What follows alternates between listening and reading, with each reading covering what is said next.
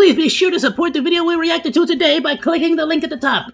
Enjoy the show! Now, this video came out 2 weeks ago. I see that there's apparently been a lot of videos on Helldivers. I've been planning on watching this one. Helldivers 2 is a wake-up call for a minute, and I kind of want to watch it, so let's just do that today. I've been planning on this for a while. Haven't had the chance. Screw it, let's finish this off. Let's finish off tonight with this. Helldivers 2. This is LegendaryDrops. He has been on the community for, like, making videos for quite a while, though I am pretty new to him myself, personally. I'd be lying if I said I haven't seen a lot of his videos in the past, but I just didn't know, you know, I just didn't follow along, so sorry about that, dude. I made sure I subbed so we can absolutely keep up with your content, my dude. Like the video, subscribe, please go and drop him some support, because the guy makes some great content. Alright, go! Bro, what a great first shot, what a great first frame. Go give this guy a like and a try out. Just drop him an Ayoo in the comments. For me, just so he knows where the love is coming from. Helldivers 2 has done the impossible. It's a game that's come out to incredibly high praise from the people that have been playing it. It only cost $40. It somehow mended relations within the console war, and for the most part, developers and critics that would normally criticize the game for doing better than theirs have stayed silent. For now. I wonder if that has anything to do with the fact that every single time somebody complains about how X game is not doing as well as, or X game is doing better than my game, like, they get called out and, like, freaking community noted. Like, come on, bro. Shut your face. Shut your mouth. You know what a good game is, and you ain't delivering. That's simple. Today we're talking about everything Helldivers 2, from its reception online to odd takes that I've seen on the internet, and also how this game contrasts with many of the games that the AAA industry has been trying to shovel down our throats for far too long. So, let's drop in.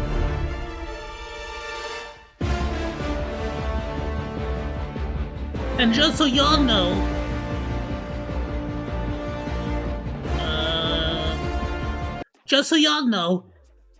this is gonna be, like, this is not a definitive decision maker for me, because Chaos is already playing Helldivers 2 and he keeps highly recommending the game to me, so it's actually more like it was recommended to me by personal decision, and so that's why I'm gonna get the game. I haven't gotten it yet. Probably gonna get it today or tomorrow. I got paid. But like so this video is not gonna make or break the game for me, but I have heard so much good stuff about this game that it's kind of difficult not to get it, especially with the price tag, you know? And it looks awesome. Helldivers 2 exploded onto the gaming scene with an explosive launch that captivated both critics and players alike. Developed by Arrowhead Game Studios, the sequel to a twin-stick co-op shooter built upon the foundations of its predecessor, delivering intense cooperative gameplay set in a dystopian future where we are fighting against alien forces to defend managed democracy. With refined mechanics, enhanced visuals, and expanded content, Helldivers 2 offers a thrilling experience for both veterans of the series and newcomers alike. As of recording this video, Helldivers 2 just reached another peak concurrent player number of over 400,000 players on Steam, with an incredibly consistent climb day after day since the game's release. On February 18th, the CEO of Arrowhead Studios, Johan Pilstead, tweeted saying that the game had over 500,000 concurrent players between PlayStation 5 and Steam. Bro, I had heard that they legitimately could not keep up the pace. Like, the game from the ground up was not designed for so many freaking people, so they had to, like, hire on more team members to help with that problem. Back when the concurrent player count on Steam was just north of 300,000 players. Later clarifying that the servers are capped at 450 until they can fix stability on their back end, as the CEO has clarified multiple times, saying that this is not a resource issue with their servers, it's a code issue. The game wasn't built to have this many concurrent players. The official You better freaking up it, bro, because I'm about to land, I'm about to drop! Helldivers 2 Twitter account announced on the 17th saying, "Despite our best efforts to increase server capacity to accommodate all of you who want to dive for freedom, we are experiencing capacity issues. We are once more working without delay to improve the issue and hope to have a fix in place as soon as possible." Bro, see that right there, I feel like makes the biggest difference in the world. The fact that they're so freaking transparent and telling you immediately. No hiding, no the fact that the server that they couldn't get people to connect, no freaking like staying quiet about it. No. They came out and said, "Hey, y'all, we are aware of this issue. We know this is happening. We know that this is a detriment to the game, and we are actively working to make sure this is getting fixed." You know, there's a lot of value in this, dude. So much value in just this open communication. Laugh at some of the CEO's responses on Twitter to people constantly bombarding him and hounding him about more servers. My favorite being, "The wait screen, mate. Stop tweeting and fix this." Yes, good idea. I will sit behind the engineers and ask them, "Are we there yet?" Or I could let the engineers work independently towards a common goal without me as the CEO pestering them at every moment. I wonder which one will work best. Now, server issues aside, the game's success was evident from its outset, with the release garnering widespread acclaim for the game. Somebody's got to talk to my bosses, so maybe you should chat up with them, you know what I'm saying? Challenging gameplay, strategic depth, and online multiplayer. Critics have been praising the dynamic mission system, which has kept every single playthrough feeling fresh and unpredictable, as well as its robust customization options that allow players to tailor their loadouts to suit their preferred playstyles or to be able to collaborate with the people that they're playing with. Additionally, the game's emphasis on teamwork and coordination has fostered an incredibly vibrant online community, further enhancing its longevity and replay value and also leading to higher sales. With its adrenaline-pumping action and addictive cooperative gameplay, Helldivers 2 has already cemented itself as a standout title in 2024, leaving players, like myself, anticipating what the future holds for this franchise. Now, just look at the chaos happening on screen right now. It looks so freaking cool, my dude. Of that community that I was talking about. There's a reason why they keep compared to like Super Trooper, like, you know what I mean? A temporary ceasefire in the console war between Xbox and PlayStation, where fans are actually petitioning to put the game on Xbox, generating memes and videos that are specifically trying to call Xbox players into the fight. Now, this is just something that you love to see. This cross-platform collaboration where gamers are coming together to fight for that's how you know you got a good game that just touches the heart and soul of what it freaking means to play. You know, like, what is a video game? At the end of the day, bro, it's entertainment.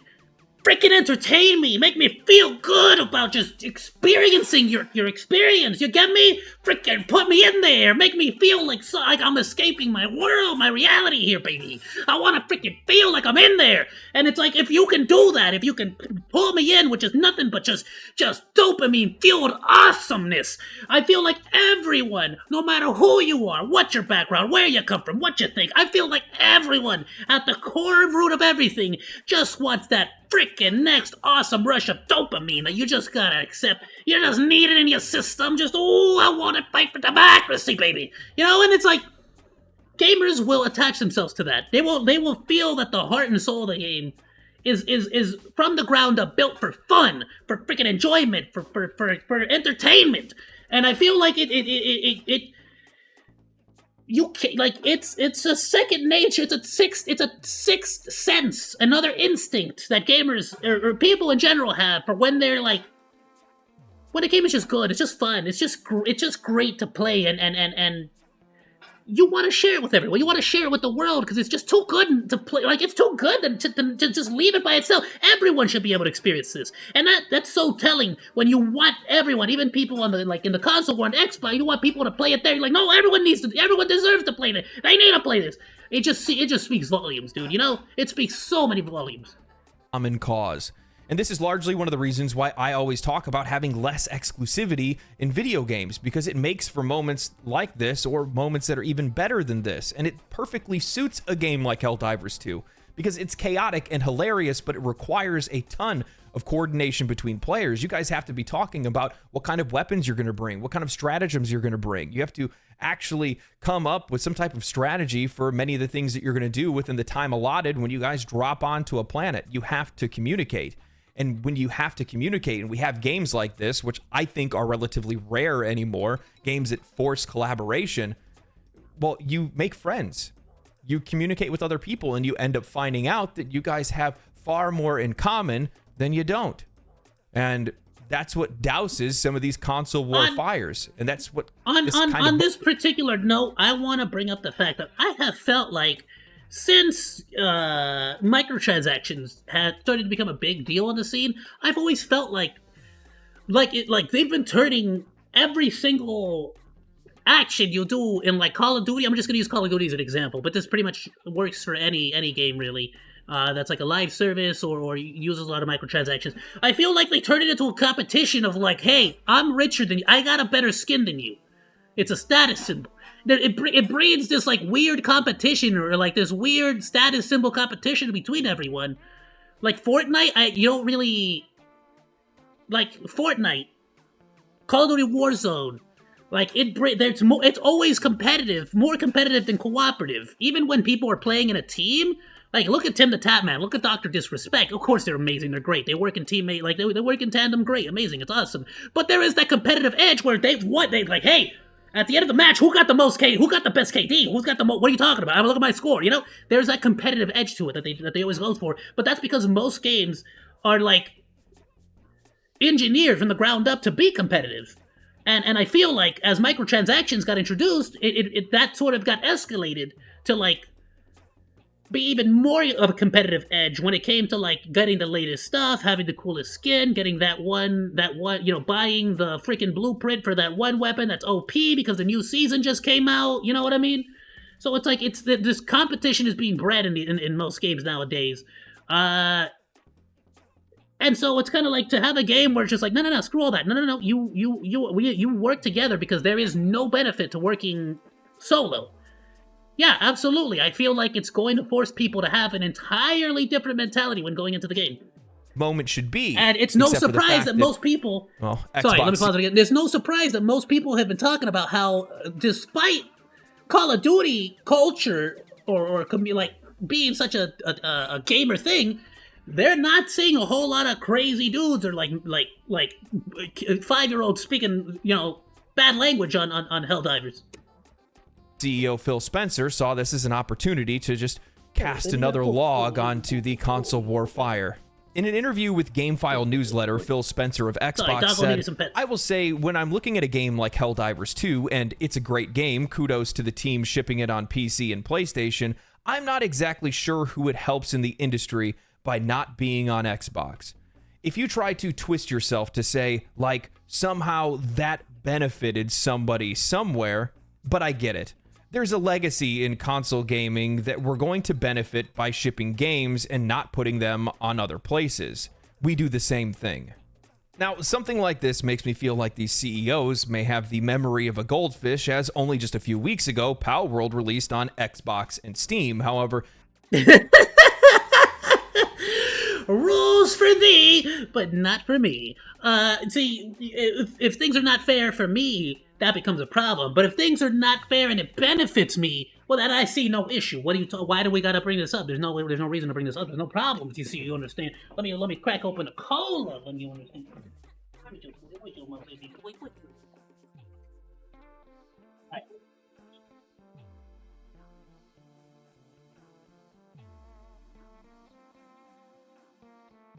So it's like, yeah, of course, they're always going to complain when it's not cool for them, but when it's cool for someone else, you know. Phil Spencer didn't have that same energy towards third-party exclusivity. Yeah, he didn't start talking about that. Exclusivity is only an issue when it doesn't benefit your bottom line.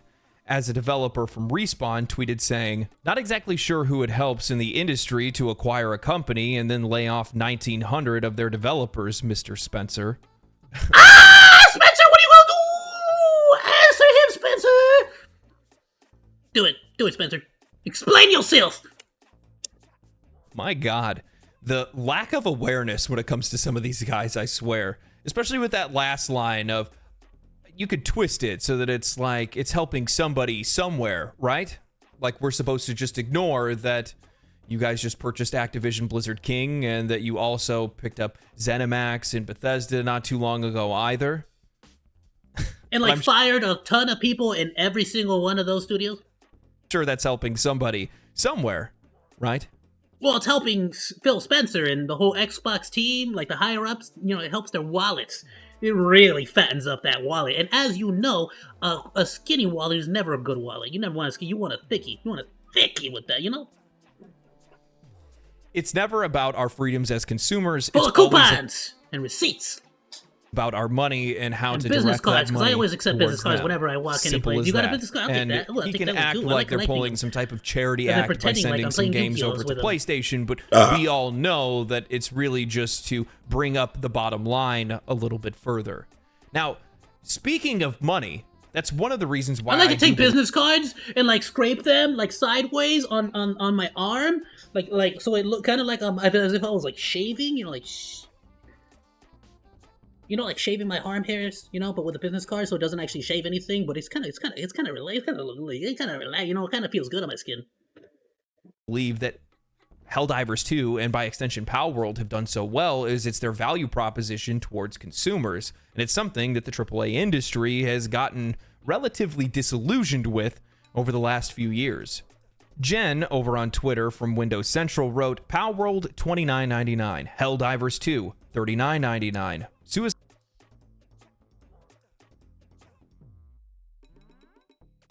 I mean, it just says it all, doesn't it? It just says it all right there, doesn't it? But hey, you wanted that $70 price tag! Well, congratulations, you got $70 for all the freaking idiots who actually bought these. I can't say it. Poopy games. Your Dookie Feekies games, your chocolate fudge packing frickin' brownie, your shitty games. I don't know. I couldn't come up with another freaking like funny way to say poop. Like what the frick do you want us to do? You raise the price and then you give us a turd of a game. Like what do you want us to do? Quadruple A games. Put 4 A's in it for how much ass the game is gonna suck. Suicide Squad Kills the Justice League, $69.99. Skull and Bones, $69.99. You can buy 2 2024 bangers for the price of one AAA title, the former breaking records like we've never seen before. Sobering stuff. And it's no surprise that games like these are breaking records. We live in an era where we have $70 AAA games and even now quadruple A games that are offering a lower quality experience with maximized monetization. I mean, Diablo 4 is selling horse armor for the same price that you can buy both Helldivers 2 and Palworld. I remember watching... Hold on! I don't know if y'all remember back when Diablo 4 was coming out. Maximized monetization. But I was heavily Diablo 4 is selling very excited for the same price that hyped out of my mind for it. Game came out, mixed reviews. I waited a little bit. I figured, hey, it's Diablo. It's the kind of game where if I wait a little bit, it'll actually be more beneficial for me in the long run. I'll be honest, because it's gonna get patched, it's gonna be updated, it's gonna be fixed, and it's kind of like I could watch streamers and like Osmogold and oh, why am I freaking blanking on your name, my dude? Oh, why am I blanking on your name? I'm not gonna move past this. I freaking love him, and he does some great content. It's the dude with the red hair. Oh, he has the most magnificent locks. I can't move past this. He's such a great content creator, especially for a lot of these MMOs, that I gotta freaking shout him out. Hold on. We are gonna definitely watch some more Warhammer lore. Hold on, what is his name? I'm just gonna type in Diablo streamer and see what pulls up. I know he's gonna be here. Where is he?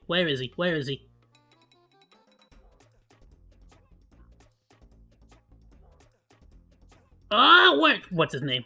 Bro, I can't move past this. Asmoko reacts to him too a lot. Bro makes some great content.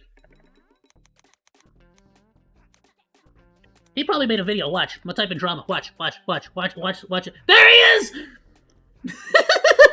Second freaking video! There we go. Darth Microtransaction. I didn't want to get the name wrong. I was gonna call him Darth, but I didn't know if that was like... I didn't know if that was his actual name. I didn't want to get it wrong. I'm subscribed on this channel. I'm subscribed on my personal. Great content, my dude. Please check him out. He is such a freaking just absolutely great commentary YouTuber. Especially when it comes to MMOs and like a lot of games that people aren't really getting into. or not that they're not going to get into, but like a lot of games that I guess the mainstream gaming community wouldn't really be into. So it's kind of like if you wanna find out like if it's going to be better to go to Last Epoch, if it's going to be better to go to New World, Diablo 4, what's that freaking new the new MMO that's about to freaking drop. The one with the sexy chick everyone's pissed off about. You know, the like he makes content on MMO, stuff like that. Specifically, like Diablo is his big thing. So I definitely follow him on that. Path of Exile 2 also, if you want to watch content on that. But basically, watching, like, I would watch him and other freaking YouTubers. I freaking, where the frick am I? So I held off, watched all these great content creators, just sort of defend it. And slowly but surely, defense after defense, after copium, even the most avid defenders started to lose hope on Diablo 4. So I was like, you know what, it's a good thing I held off, it's a good thing I waited. And honestly, as soon as I saw the $65 horse armor, I was like, I'm convinced I'm not getting it. That's it. That's not going to be the game. This is not the game for me. It genuinely isn't. If there's a freaking $65 horse armor in your game, I know for a fact that I am not going to enjoy that game. I'm sorry, but no matter what way you look at it, if you put something like this in the game, as someone who is debating buying your game, my first instinct is, okay, this is just going to be full of microtransactions, and you're going to try to swindle me for money. I'm out. I'm just out. I have no more trust in any of the gaming industry. I'm just out. I'm done with this BS. I'm so sick and tired of it, dude. I don't want to deal with it. I don't even care if it's a freaking stupid political statement or a freaking, the diversity, whatever the frick, whatever you're going to add on to it. I'm just sick and tired of this, brother. I just want to play a freaking video game. And if you want to make the main character a lady, if you want to make an ethnicity, like I'm an ethnicity. I don't care. I don't give a rat's ass. Freaking make it fun. Make the game good. Look at Life is Strange. Amazing, amazing female protagonist. Are you kidding me? It's not that freaking difficult. Just make a good character and then go from there. Come on, dudes. That you can buy both Helldivers 2 and Pal World. I remember watching a video from Darth Microtransactions recently where he brought up how Blizzard could make the horse armor a part of the game's leaderboard system. That way players... Even though I wasn't a fan of the overall Alan Wake 2 story, like the overall Alan Wake 2 story, I absolutely love Saga. Like, personally, like, just the character. I didn't like the world building that they were doing around her necessarily, because she kind of felt a little too freaking Mary Sue for me at certain points, but I never felt like she personally was Mary suing her way through stuff. Like, she wasn't like, I am better than you, get out of my way. It actually felt like she was struggling through the situation and trying to make heads or tails of it. You know, it felt like she was going through a struggle. Are actually rewarded for playing the game rather than just having them being demanded of more money. So many. However, that kind of galaxy-brained thinking just doesn't suit the so many inclusive protagonists. Y'all just sleeping on them. Has nothing to do with the gaming industry, Doug. Nothing. You're just sleeping on all these great freaking protagonists. A money machine model of give less and ask for more. Widely speaking, I think that players are fine with paying higher prices for these games as long as those games are worth the money that we are spending. If this conversation was flipped, that you could buy Pal World and Helldivers 2 for the same price of Baldur's Gate 3, the dynamic of that conversation switches from this is a ripoff to customers having to weigh the benefits of either choice.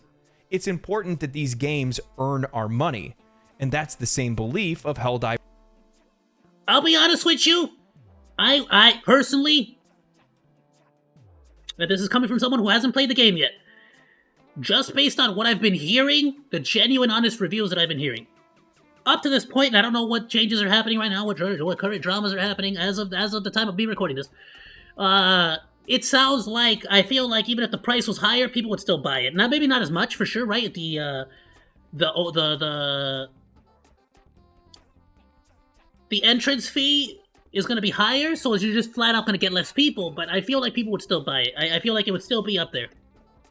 CEO after the game was being accused of being pay to win. I'm partial, but we really applied ourselves to not make it pay to win, even though items are functionally different.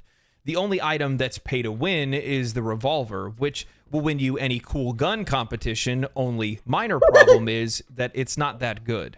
Another person responded, I'm so glad that you guys are continuing the trend of very fair and not predatory microtransactions in PlayStation multiplayer games. Quite happy about that. So many live services end up dying because they chase greed instead of fun and big player base. Love this so much. To which Arrowhead... There you go! What a great way to freaking put it. It's like, okay, is the raw game itself a freaking blast? And do I even need or care about the microtransactions? No? Okay, cool. Now that I've cemented myself in this game, and I've started to play it a lot more, and all my friends are on it, yeah, I can see myself, like, rizzing myself up a little bit in the game just to show off on my boys, you know what I mean? Head CEO responded, you have to earn the right to monetize. I truly believe that. Hey, if there you people want go. to support this title, they have an option, but we're never forcing anyone to do so. Now, I want to clarify. That is a great... Hold on, let me be careful about this. That is a absolutely great thing to say. And it makes me like this guy, the CEO, a lot. Was that the CEO? That was the CEO, right? That makes me like the CEO a lot. However, I also have to be fair here and say that it's, I don't know about you have to earn your right to be monetized, right? You're a business, you have to make money, I get that. But I understand the essence of what he's trying to say here is that in the eyes of the gaming community, yeah, you can't just walk in here with a $70 horse and just be like, hey, there you go, freaking eat it. This is what I'm serving you.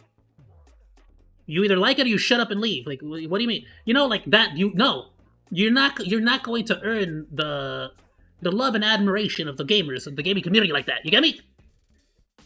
Clarify how monetization works in Helldivers 2, as it seems I don't believe it's like, you made a fun game, so now you can start making money. Yay! It's like, no. It's not like a rule. It's just more so. It's like that's the law. That's the nature of it. That's just how things are gonna go. Like, if you really think putting a $70 horse in the game and just being like, bam, eat it, suck it, like that's it. That's really not gonna win you any brownie points with the community. You know? People that are relatively confused. I get it. When I first saw the war bond system, I said, ew, and then I realized how it worked, and I said, oh. When running missions, you will earn requisition slips, medals, samples, and super credits. Medals and requisition slips are earned at the end of every single mission, but can also be found on the map at different bonus objectives. Samples and super credits are only found... So there's, like, plenty of ways to get it. ...found in missions. However, super credits can be purchased with real money. Medals are used to progress so super the map credits are the currency. Requisition slips, medals, samples, and super credits. Which is the blue thing, okay? Requisition slips are earned at the end of every single mission, but can also be found on the map at different bonus objectives. Samples and super credits are only found in missions. However, super credits can be purchased with real but not samples. Money. Medals are used to progress your game's battle pass in their requisition menu. This is their war bond system that functions similar to a battle pass in Fortnite, where you have the choice of what you want to unlock when you want to unlock it, but you have to buy enough things to be able to progress to the next page. Samples and requisition slips are used to unlock higher-end stratagems and upgrades for your ship and for use in the field. Super credits are used for buying cosmetics or unlocking the premium war bond, which is the next tier of the battle pass. War bonds or battle passes do not expire. You will be able to progress them at your leisure and unlock items as you will. You cannot buy... I just want to sit here and take a quick look at this. And of course, this is unfair, right? Because this is the very first things that I'm seeing here. But it's kind of like, okay, these are very unique helmets. Even the ones that are painted exactly the same, they have a very different design. These two are pretty freaking close, though, I'm not gonna lie. But I see that this looks more like it's more so a change of the different paint jobs on the stripes than anything else. But it's like, okay, did he say super credits could be found in-game? Medals, so there is no way for you to just buy your way into higher-end equipment and weapons. So it is purely cosmetic. I have no issues with that, I feel like. I don't know what prices they have, and of course, if I saw some really outrageous prices, I would have a problem with it. I guess I would have to look into that, but I don't, it seems like it is purely cosmetic. It doesn't seem like it's anything crazy, okay? In-game premium currency. You can use them to buy cosmetics, and you can use them to unlock the premium war bond, which is the battle pass that you progress for. How expensive are these freaking camo? Are you paying like $70 for a freaking helmet or a spaceship? More equipment, more weapons, more upgrades, and things like that. But by the time that you have completed the basic war bond, the one that we all start with at the very beginning of the game, the one that's free, by the time that you even get halfway through or even close to the end, you've likely already earned enough of the premium currency the game has by running missions and getting some of it from the first war bond directly. So you can get it in game. See, that's freaking awesome. If that, like, if I'm getting the correct information here into my brain hole, yeah, if you can, especially if you can earn credits. Oh, are you kidding me? Yes, absolutely. To just go ahead and upgrade. See, I can, because that to me seems like a fair transaction. Oh, I'm playing this game, it's freaking fun. Oh, look at that. I unlocked a freaking really cool helmet and armor, and it's pretty cool. And I did it all naturally. Oh, snap, look at that cape, though. That premium cape will look nice on my character with the current armor. You know what? It's $5. Let's go. You know, I feel like that's a fair transaction. I feel like that's a fair, because it's a game that you started playing because it's fun. It's built on, like, enjoyment. It's great. It feels honest. It doesn't feel sleazy. You know, it just feels like a good time. And hey, you want to kind of trick out your dude a little bit, and that I can accept that. You know, in a perfect world, you know, I used to be able to change all my lightsaber colors on freaking Force Unleashed. No issues there. You have to buy no freaking, you know, nothing. But what, you know, okay, I get it. Inflation, all that crazy. The premium war bond. It's $40. There's literally nothing stopping you from doing it. It's $40. I can see myself dropping another 20 just to make it a nice even 60. You get me?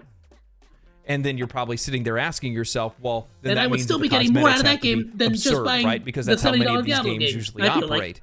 No, actually, like most with of the same amount of money I would spend on Diablo, I could get the game and get a $20 cosmetic. You understand why that detachment is there, Diablo? Used for cosmetics are anywhere from like $250. You understand, Diablo? Why I don't freaking as a broke boy who cannot afford the Pokemon's cookies? Do you understand why the frick I don't buy your game right now? Because for the same amount of money it would cost me to buy your freaking game, I've already purchased Power World, and now I can purchase Helldivers 2. With the same bill I would be using to buy your game. Justify that. Justify me purchasing your freaking $70 game with a $70 horse armor attachment. That's not like a tag, that's not forced on me, right? But what I'm saying is, with the possibility of another $70 freaking horse thing, meanwhile over here, for the same amount of money as just your base game, I can get the freaking game and I can get freaking cosmetics. Come on, it doesn't take a genius to figure this out, bro. So you can earn many of the credits that you need for a couple cosmetics within one session of playing with friends if you're playing, well, I guess a little bit longer period of time, like 3 to 6 hours or something like that, depending on how long people play. Or if you're just focusing on trying to farm that specific currency, you'll be able to get it relatively quickly. There's guides online, people showing how you can just farm super credits if that's something that you're trying to chase. But you can casually play, and you'll never run into a moment where you're like, I need to go and buy this currency. Simple as that. Now, I'm not a huge fan of microtransactions or battle passes. I largely do not engage. See, that's another thing that, just sort of on the same sort of subject topic, I can even see situations where you do that, you grind it out, you grind out these freaking credits as hard as you can. Second time around, you're going to buy a whole new outfit. You're like, yeah, I'm not trying to do that grind again. You get me? I can kind of see that as an okay thing, too. Engage with games that have these kind of things because I don't believe in it. However, and I don't mean for experience, though. This is purely for a cosmetic thing, or in this, like what I'm talking about. Largely the most engaging and player-friendly monetization system that I have ever seen in a video game, and it needs to be celebrated. Because this isn't something that's just designed to extract more money from us. It's actually something that's designed to be able to, well, have them continue to monetize their game, but also be something fun for us to actually engage with. And that's the thing.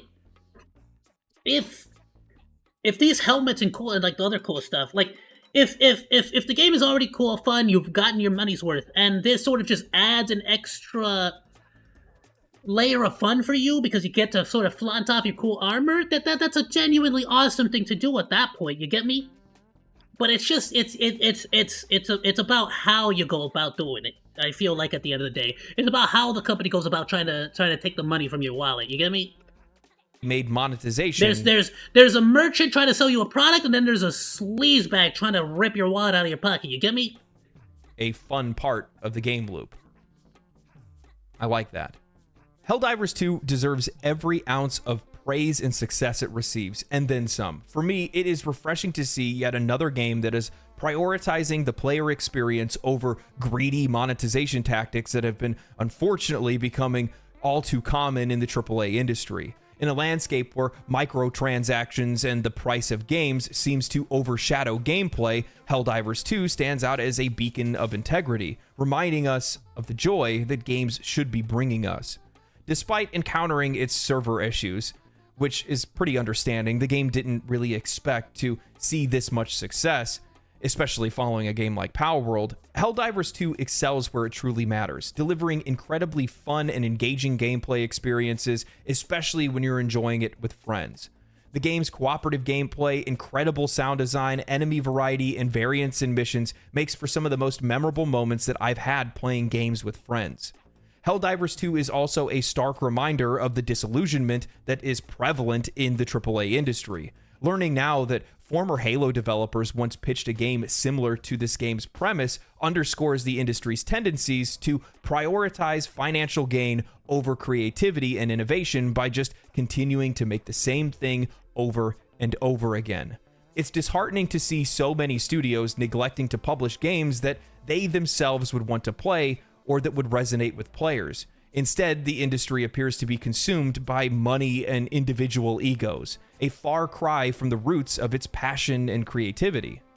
The words of Larian Studios CEO proudly declaring their independence from shareholders and their commitment to prioritizing game quality should be a wake-up There's call a reason why I'm going to be following studios like Larian for a while. The industry at large. It's high time for a fundamental shift in priorities among some of the biggest players in the video game industry.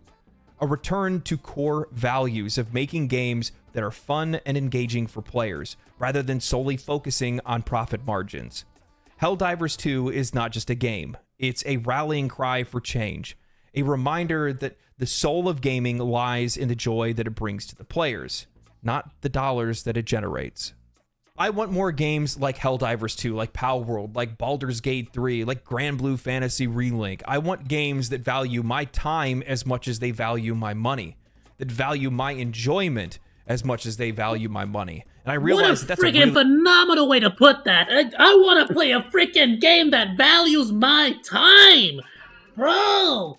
Preaching to the choir. In the AAA industry. Oh, what a great one! I'm gonna freaking steal that one. I'm gonna take that one from you. Studios are going to keep getting my money and all of my content, because this is exactly the thing that I love talking about. I love talking about games that I am enjoying, that I want other people to play, and I want to celebrate the things that they do that bring value to us as customers to them. That's largely one of the reasons why I like making videos to begin with, because this is fun. This is positive and interesting content for us to discuss, contrast with some of the poor purchases that we have to make sometimes or have made in the past, and look to see... But isn't that just such a dopamine rush? When you buy a cruddy game and you're just like, freaking... You know what? A game I purchased at full price when it first came out, Brink.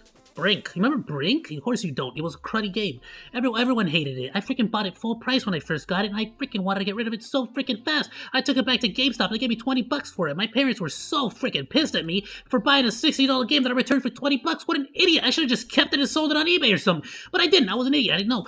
Point is, you don't think I wanted to just shout at the top of my... I shut my mouth and just accepted that. I felt so freaking bad. I felt sick to the pit of my stomach for spending so much cash on a freaking lazily constructed garbage game. And just as a kid, I felt so bad because I'm like, my parents worked hard for this freaking game, like to make this money to buy me this game, and now I freaking wasted however, like, you know, $40 on it. Like, you know, I got back my 20, but freaking A, dude, it felt like garbage. If you don't think it would have helped me to just make a video and just complain, just talk smack, just let all the emotions out, bro, that is what's so cool about being able to make commentary. But you could just spew out your feelings in the moment. You feel me?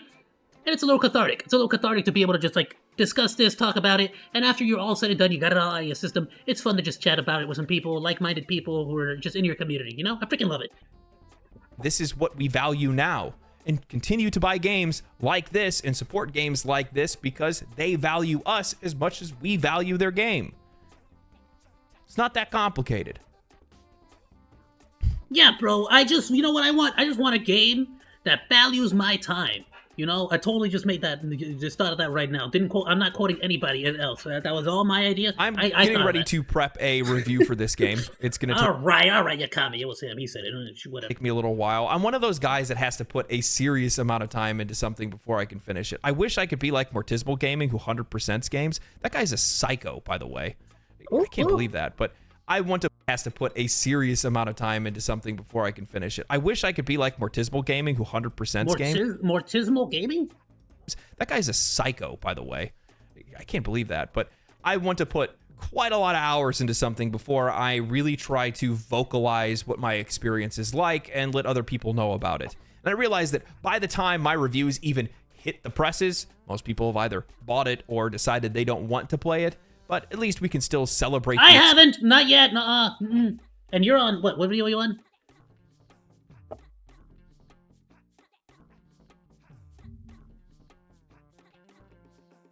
Yeah, this was 2 weeks ago. You're already on the drama of what's happening next. So you good, bro? No, that's the cool thing about YouTube, bro. The freaking content stays on there forever, and I can watch it anytime. Experience together, so I have not made up my mind. It whenever. Says the guy at the beginning of the video, said he was already going to buy it no matter what he said. Look, your opinion genuinely matters. Because it makes me feel more confident about my purchase. I get to finishing it. And darn it, if that doesn't mean anything to anyone else, it means the world to me! And Grand Blue Fantasy Relink. Sorry, what are you talking about? So watch it whenever I get to finishing it. As well as my Enshrouded one. And Grand Blue Fantasy Relink. Oh, and then Final Fantasy VII Rebirth comes out, and the Dragon's Dogma 2. Dude, Dragon's Dogma 2 is coming out? Also, freaking, whatever game he said, Relink, freaking, that thing, what was it? What game you said? And Grand Blue Fantasy Relink. Grand Blue, yeah, I've always seen Grand Blue Fantasy. I haven't gotten into it. I think I watched a couple of episodes of the anime when it came out. And the Dragon's Dogma 2. Was it an anime? Or a movie or show? What the frick was it? I'm screwed. Anyway. Stay cool, stay righteous, stay safe, my friends, and most of all, hell divers. I'll see you on the front lines. Democracy! Oh, wait a minute before you go. Don't forget. Actually, isn't that the best part, though? When you have too much stuff to work on. Gosh, isn't that a great freaking feeling? Oh, you have no idea. Right now, with all the, perfect example, and I don't mind talking about this. We're going to go ahead and let the video finish, and then I'll go into my example here. If you like the video, subscribe to the channel. Oh, please check them out. 50,000. Can't believe that Legendary already. Drops, _ Drops. Sorry, I'm in the way. Did you enjoy the content? Think about like his YouTube supporting the channel. Patreon link down below. See ya. Peace.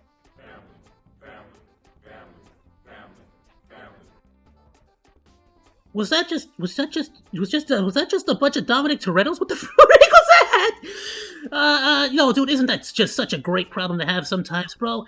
The amount I've genuinely, after the previous week, some stuff happened. I didn't even have enough content for my daily videos, which was absolutely disastrous, and I was terrified. But now, due to frickin' Persona 3 scuffing on me, just not where I wanted to work for me, I actually have too much content that I need to go edit and create. And you know what? In the future, I hope to do my own personal commentary stuff as well. So please, anybody else feel free to react to that stuff when and if I make it. He says if, because I don't want to say anything. I've been trying to get into the habit of not frickin' saying stuff until I actually do it. But I'm gonna get started on it very soon. So I don't want to get anyone to hype anybody up or whatnot. But gosh darn it, dude, I gotta stop talking about stuff and just freaking do it. You know, I should not be talking about it until I actually make it happen. And it's a bad habit of mine, but I am working on it. Alrighty, everyone. I want to thank you guys so much for joining me on today's live stream. It's been an absolute pleasure, my dudes. Thank you so much for joining us on today's live stream. Please absolutely go like and subscribe to Legendary Drops. What an absolute legend, making some great content. What a great video, by the way. Just freaking love it. I definitely want to make sure I keep up with Legendary Drops. Great dude. Like, comment, and subscribe. Follow me on Twitch. Live reactions every Friday, so swing by.